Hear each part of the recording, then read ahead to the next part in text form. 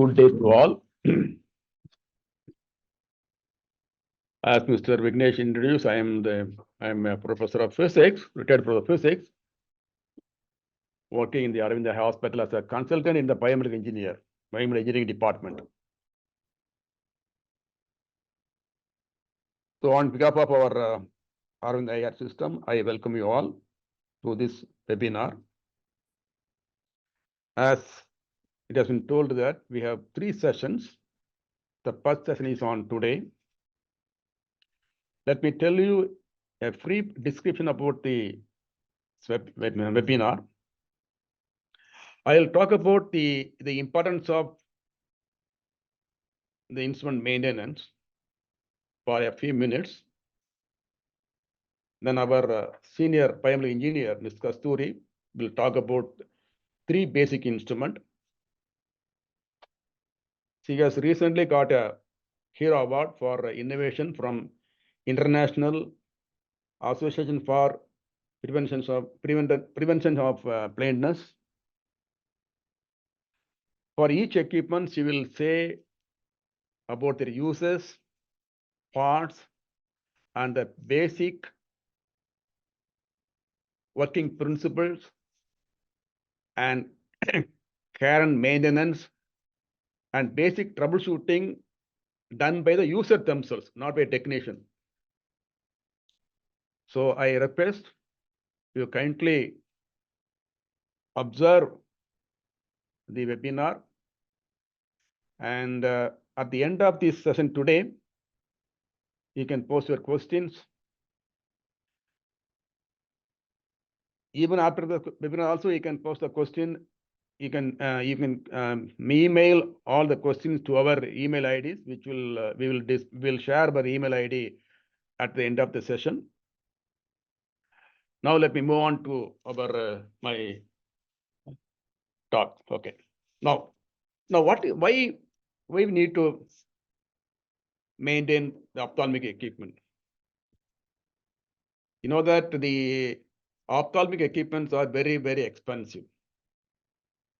The simplest equipment in ophthalmology is, you know, that streak retinoscope. It has a bulb, a lens, and a mirror. That's all. But you know, it is expensive. The branded one is cost around $250. Very expensive. And moreover, if you see in a hospital, 30 to 40% money they spend for buying and installing the instrument. Also that the instruments are asset to the hospitals. If the instruments are not working, then a revenue loss to the hospital. The highly paid person in the hospitals are doctors. Their valuable times are lost. And the public will spread bad impression about our hospital, okay, to the hospital. And ultimately, the drop in quality care. So why should we care? Now in Aravinda Hospital, there are 7 branches. I am in the head hospital, Madurai, where we have about 1,531 equipment as on today. You can't see a single equipment found to be not working. All are working very well. And we have about 177 slit lamps. Most of them are, about 80% of them are 25 years old. You know, the lifetime of a slit lamp is only 5 years, according to the company people. But because due to our maintenance practice, we are able to extend or increase the lifespan of the equipment. By the way, are helping the management. So by doing basic maintenance, basic preventive maintenance and maintenance, we can increase the lifespan. So by the way, you can reduce the downtime. Within a short time, you can set right the trouble and you can continue your practice. And the very important thing, you need not depend on a technician or need not give the instrument outside your hospital for servicing. So at least the basic, as a user, you can learn from this webinar, you can learn how to maintain the equipment without any break in your service. Now, see, most of the ophthalmic equipment have three basic problems you'll come across. One is electrical problem, other one is mechanical problem, the last one is optical problem. But as even a house also, okay, whenever the equipment will, they have mostly they have only most of the equipment will have only electrical problem, because all ophthalmic equipment uses bulbs and the fuses inside, and they'll have a power cord. So 80% of the problems will be electrical in nature. Okay, only 20% is mechanical problem. That is the up and right movement in the slit lamp and joystick movement in other equipment. You need to occasionally you need to lubricate them. But optical problem is very, very less. Very seldomly you can come across, unless you bang the equipment against the wall or the door. Optics does not give any problem. Okay, only thing you have to maintain properly. Okay, to maintain them properly, at least you should have the following tools with you as a user. You should have the multimeter. It's very important tools to check whether the bulb is in good condition, whether the fuse is in good condition, whether the power cord is in good condition. So you need to have, how to operate also. It's a very, very basic equipment. You can easily operate it also. So you can, this one. And another thing is you need to have a cruise driver set and precision set, watchmaker sets, and Allen keys. And see, you cannot use our ordinary screwdrivers to work with the instrument, because they are very specialized equipment. They need specialized tools. So at least if you have these basic tools, a multimeter, a screwdriver set, and the precision set, and you can do basic maintenance. Okay, so the coming talks, my biomedical engineer will say how to do all the basic maintenance in ophthalmic equipment.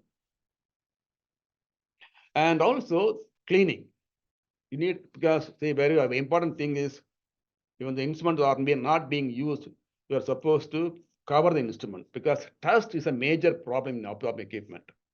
Okay, if the dust settle on the equipment, it changes the very appearance of the equipment, as well as it is resting on the joints in the equipment. You can't move the equipment. But suppose eyepieces, you may not be able to move the eyepieces. So, and also you need to clean the optics periodically.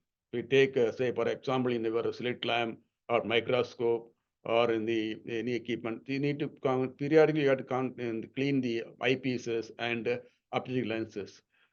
And in the slit retinoscope, you need to clean the window periodically. So for that, you need a first can pipe, a can pump. It is just to blow up the dust. Then after that, you need a cotton swab with a choline. It's a glass cleaner, or you can use our ordinary your distilled water or RO water, okay, for cleaning the. And you dip the cotton swab in the cotton mild soap solution, and you can clean the optics. I'll tell you how to do that later. And these things for lubricating the mechanical parts of the ophthalmic equipment. And you should have also bulbs. Okay, because people working with the equipment, they should have basic for the DO, streak, okay, the bulb should have also. And also you need to have some batteries also. So if suppose you're working with the streak retinoscope, the batteries, the intensity of the bulb is low. I mean, one of the reason maybe you may need to replace the battery. Okay, so, and also for slit lamp, a bulb. For microscope, a spare bulb. and also various type of fuses and power cord. And whenever you change the bulbs or fuse, you should change the correct rating of the bulbs or fuses. Very important. Okay. Now, so how to maintain the equipment? There are different levels of maintenance. The first one is day care. Every day you should clean, we should dust the equipment and clean the body of the equipment and check whether the optics is clean or not. You are supposed to do that. And also periodically you have to do preventive maintenance. That is every 3 months or every 6 months, you should completely, just you dust it and clean the optics and lubricate the moving parts. And by the way, you can reduce the downtime. Very important. We always say that you treat the equipment, the instrument as your own baby. Okay, that is the way you're supposed to care the equipment. For clean the optics, we need some solution. As I said earlier, we need a pH value neutral solution. So normally, meaning the pH values must be 7. Distilled water has a pH value 7, and RO also very near to that. And choline has almost 7.2. Yeah, so this is best normal glass cleaner is available in the market, and you can use this as a solution. And if the optics has more stain, then you can use alcohol. Also, isopropyl alcohol can be used also. Okay. And so very important point, you are not supposed to use acetone to clean the optics, because acetone, normally if you use, because some of the equipment has got plastic lenses. So for example, streak retinoscope, direct ophthalmoscope, they uses in plastic lenses. If you use acetone, it will affect the transparency of the lenses. So normally you are not supposed to use acetone to clean the optics. Always better to use mild soap solutions to clean the optics. And also don't use other solution like Sprit, hand rubs, etc. to clean the optics also. Very important. Don't use. So your use either distilled water or RO water or glass cleaner. If it has more stain, use isopropyl alcohol. And the cleaning method, how to clean this.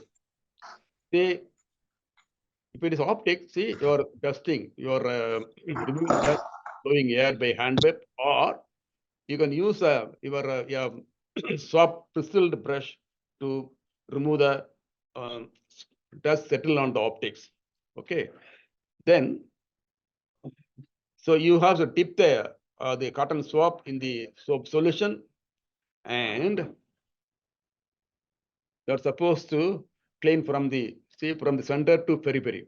Okay, in a circular fashion. Don't do like this. Don't do like this. Okay, you should do like this. Because if you do in other fashion, you will crack the surface. See, the crack because when you crack the surface, because all lenses or prisms, they have anti-reflection coating. Anti-reflection, yes, very, very important coating. If you happen to remove the coating, then the image quality of the equipment will get lost. Okay, so very important is the way you're supposed to clean the optics by from the center to periphery, and using wet cloth, the wet swab. Then after that, use again with a dry swab. Again, what you do the cleaning, because you are supposed to remove the water film that is settled on the optics, and also you are not supposed to touch the optics also. Okay, the fingerprint also will change. I mean, affect the quality of the image. So when if you accidentally touch the optics, you are supposed to clean the optics like this. And for prism or mirrors, in your streak retinoscope or dart ophthalmoscope or IO.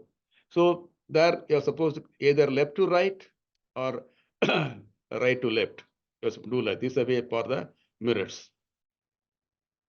Okay. And as I said earlier, we have 3 sessions. Today we are having the sessions on streak retinoscope, DO and IO. And 17th, we have a session on slit lamp, appliance tonometer, NCT, and autorefractometer. And the last session, we have a keratometer, AB scan, and operating microscope.